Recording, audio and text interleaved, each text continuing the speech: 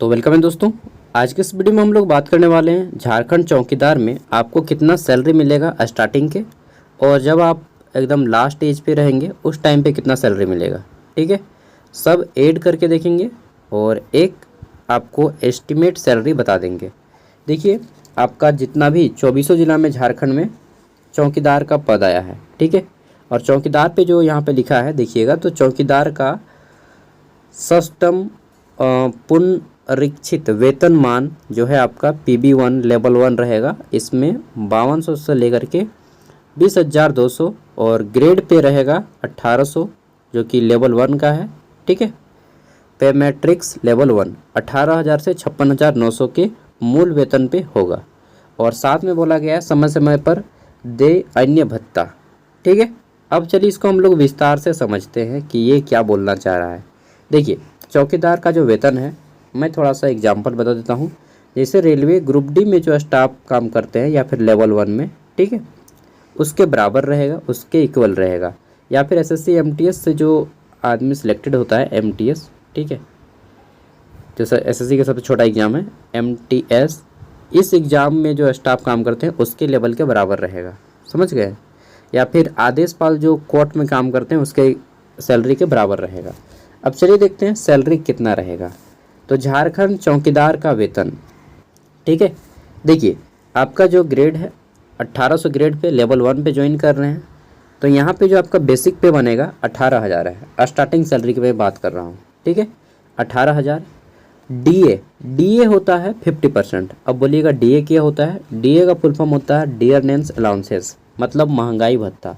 ठीक है, central government में महंगाई भत्ता आपका थोड़ा कम है, वहाँ पे कितना है 48% नहीं, 48% नहीं है, 42% दिया जाता है। ठीक है, यस, हाँ 42% DA सेंट्रल गवर्नमेंट में है, या थोड़ा सा कम बेसी हो सकता है, मतलब जितना सैलरी है उसका 42% सेंट्रल गवर्नमेंट के कर्मचारी को। लेकिन झारखंड गवर्नमेंट का जो कर्मचारी है उसको 50% दिया जाता है, मतलब जितना आपका सैलरी है उसका आधा आपको महंगाई भत्ता दिया जाएगा। ठीक है, तो महंगाई भत्ता यानी कि DA आपका जो है जितना सैलरी है उसका आधा 50%, मतलब 9,000। ठीक है, 18,000 बेसिक पे, 9,000 DA। उसके साथ ही आपको रहने के लिए घर दिया जाता है, या तो आप क्वार्टर लीजिएगा, क्वार्टर नहीं है तो आपको पैसा दिया जाएगा। कितना? तो आपके सैलरी का 9%। अब ये जो है 3 प्रकार का होता है, एक होता है X क्लास सिटी, एक होता है Y क्लास सिटी और एक होता है Z क्लास सिटी। ठीक है, X क्लास सिटी में बहुत बड़े बड़े शहर आते हैं, जैसे आपका मुंबई हो गया, ठीक है, दिल्ली हो गया, चेन्नई हो गया, कोलकाता हो गया, ठीक है, और एक दो शहर है जो X क्लास सिटी में आते हैं, बेंगलोर हो गया। अब बाकी बात कर लेते हैं, तो Y क्लास सिटी में आपका ज़िला जितना भी बड़ा बड़ा ज़िला है वो सभी आ जाएंगे। झारखंड में ऐसे बात किया जाए तो आपका रांची है, ठीक है, बोकारो भी है, धनबाद भी है, जमशेदपुर भी है। ठीक है, तो ये जो है Y क्लास सिटी में है, और बाद बाकी जितना है गांव से लेकर के सबसे छोटा तबका तक ये आपका Z क्लास सिटी के अंतर्गत आता है। ठीक है, तो अगर आप X क्लास सिटी में आपकी पोस्टिंग होती है, जो कि संभव नहीं है इसमें, ठीक है, मुंबई वगैरह में, तो आपको आपके सैलरी का 27% मिलता है रूम रेंट, यानी कि HRA, हाउस रेंट अलाउंस इसको बोलते हैं। ठीक है, अगर आपका Y क्लास सिटी में होता है, जैसे बोकारो चास में मिल गया आपको, तो आपको मिलेगा 18%। आपके सैलरी जितना है उसका 18% आपको यहाँ पे मिल जाएगा HRA। और मान लीजिए आपका गाँव में ही आपका पोस्टिंग हो जाता है, ठीक है, कसमार तरफ चाहे या फिर आपका कोई छोटा मोटा गांव तरफ, ठीक है, मतलब पूर जैसे लगा रहता है, ठीक है, तो आपके गांव में पोस्टिंग होता है, तो आपको Z क्लास सिटी के अंतर्गत आपके सैलरी का 9%, कितना 9% आपको HRA मिलेगा, हाउस रेंट मिलेगा। ठीक है, तो जैसे 18,000 का हम 9% निकालते हैं तो 18×9 162 होता है, यानी कि 1,620 रुपया आपको रूम रेंट दिया जाएगा प्रत्येक माह। ठीक है, इसके साथ ही आपको TA दिया जाता है। TA क्या होता है? तो ट्रेवल करने का, यानी कि अगर आपको मान लीजिए कैसे दुर्गा पूजा है, चाहे कोई मुहर्रम है, उस टाइम पे आपको एक्स्ट्रा कहीं दूर जाना पड़ता है, ठीक है, काम के लिए, आपको जो एरिया है उस एरिया से बाहर जाके काम करना पड़ता है, तो आपको जो है ट्रैवल करने का खर्चा देती है गवर्नमेंट। ये आपका 500 या 800 हो सकता है, ठीक है, एक दिन का।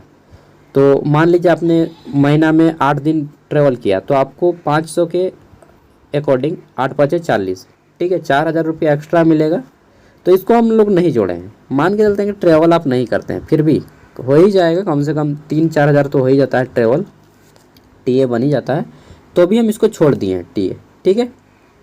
दूसरा एमए, तो आपका मेडिकल अलाउंस भी मिलता है, तो इसको भी हमने छोड़ दिया है कि मेडिकल अलाउंस भी छोड़ दीजिए, ठीक है। तो ये चीज़ें मैं केवल 2 को छोड़ दिया, जबकि इसमें भी आपका कुछ अलाउंसेस हो सकता है, नहीं भी हो सकता है, इसलिए मैंने इसको छोड़ दिया है। लेकिन जो कन्फर्म है, बेसिक पे 18,000, डीए महंगाई भत्ता जितना सैलरी है उसका 50% यानी कि आधा, तो 9,000, और एचआरए यानी कि रहने का रूम रेंट, ये आपका यहाँ पे 1,620 रुपया होता है। कुल मिला के जो ग्रॉस अमाउंट बनता है 28,620 रुपया हमारा बनता है। इसमें आपका टैक्स कटेगा, ठीक है, और ओपीएस यानी कि ओल्ड पेंशन स्कीम में इसमें आपको रिटर्न पैसा मिल जाता है, ठीक है, बाद में जब आप रिटायर करते हैं, तो इसमें 2,500 से 3,000 के आसपास कट सकता है, वो आप पे डिपेंड करता है आप कितना कटाते हैं, ठीक है। तो मान के चलते हैं कि 2,500 से 3,000 आपका बेसिकली कटता है, तो भी आपकी इन हैंड 25,000 रुपया स्टार्टिंग सैलरी बन जाएगा, ठीक है। और टीए वगैरह रहता है तो 30,000 भी पार जाता है, लेकिन मिनिमम आपका जो है 25,000 सैलरी बन जाएगा स्टार्टिंग। ये हो गया 25,000, ठीक है। और इसके साथ ही आपको वर्दी का मिल सकता है, राशन मनी मिल सकता है, तो उस सबको हमने ऐड नहीं किया है। केवल बड़ा बड़ा जो जहाँ से आपका सैलरी बनता है वही बड़ा बड़ा पॉइंट सब हमने लिया है, छोटा छोटा को नहीं ऐड किए हैं, ठीक है।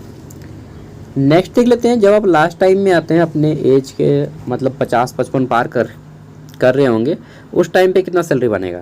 तो देखिए आपका बेसिक पे लास्ट टाइम 56,900 है। डीए इसमें हम लोग बात कर लेते हैं, तो डीए जो रहता है आपका महंगाई भत्ता 28,450 रुपया, ठीक है। कितना? 28,450 रुपया, 50% इसका, तो 56,900 का आधा कर दीजिएगा तो 28,450 रुपया आ जाएगा, ठीक है, 50%। एचआरए इसका निकाल लेते हैं, तो हमारा एचआरए जो है इसका 9%, 5,121 रुपया आता है। टीए को भी हमने माइनस किया है और एमए को भी छोड़ दिया है, मतलब दोनों को छोड़ दिया है, ठीक है। तो यहाँ पे जो हमारा कुल मिला के आ जाता है, इसमें ग्रॉस अमाउंट बन जाता है कितना? 90,471 रुपया, ठीक है, पर मंथ, 90,471 रुपया पर मंथ। इसमें आप ओपीएस यानी कि ओल्ड पेंशन स्कीम और टैक्स में आप यहाँ पे माइनस कर दीजिए 6,000 के आसपास, तो हमारा यहाँ पे 85,000 रुपया इन हैंड हमें मिल जाएगा, 85,000। और आप जब रिटायर करेंगे उस टाइम पे फिर आपको पेंशन दिया जाएगा, ठीक है। तो पेंशन मिलता है ओपीएस में, ओल्ड पेंशन स्कीम में, तो पेंशन मिलेगा आपको, या फिर आप एक मुश्त में पैसा लेना चाहेंगे तो एक मुश्त में, जैसा करना चाहिएगा, ठीक है। ये जब आप ज्वाइन कीजिएगा तब आपको पता चलेगा। चलिए, तो ये हो गया। वैसे इससे ज़्यादा जानकारी मुझे भी नहीं है, होता तो मैं बता देता, ठीक है, जितना जानकारी था उतना मैं बता रहा हूँ। झूठ बोल के आपसे क्या फ़ायदा यार, ना, आपके दोस्त जैसा ही हूँ। तो 85,000 के आसपास आप लोगों ने देख लिया, ये था आपका सैलरी।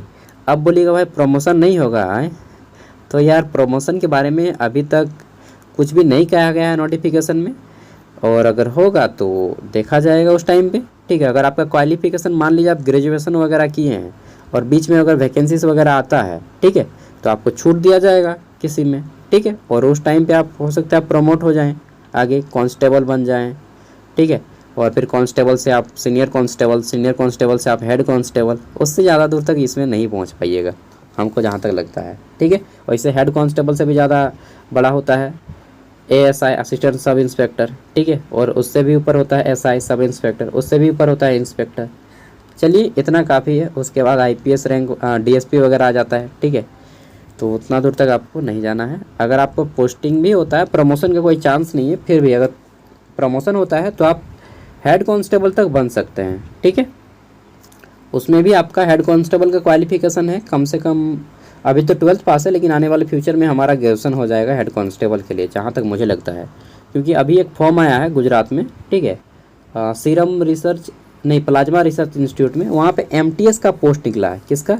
MTS, multitasking staff. आप बोलिएगा तो इसमें 10वीं पास चाहिए, नहीं, वहाँ पे जो एमटीएस का पोस्ट निकला है ना, उसमें मांगा है यूजी, ग्रेजुएशन मांगा है उन्होंने, और सैलरी कितना है? बस इतना ही, 18,000, ठीक है। तो धीरे धीरे हमारा क्वालिफिकेशन टफ होता जा रहा है, क्योंकि कंपटीशन जो है बहुत ज़्यादा डेंजर रूप से बढ़ रहा है, ठीक है। यहाँ पे देखिएगा झारखंड उत्पाद सिपाही का वैकेंसी है के आसपास है लमसम, और दौड़ में 5,43,000 कैंडिडेट को दौड़ाने के लिए बुलाया गया है, ठीक है। तो कंपटीशन देख ही रहे हैं। मैं एक बात कहूँगा, ये सब तैयारी कीजिए, अच्छी बात है, लेकिन सिर्फ तैयारी करना मूर्ख है, एकदम महामूर्ख काम, ठीक है। तो सिर्फ तैयारी आप 2 साल तक कर सकते हैं, लेकिन जहाँ 2 साल से ज़्यादा हो जाता है आप कोई काम ज्वाइन कर लें, प्राइवेट काम, उसके साथ ही तैयारी करें।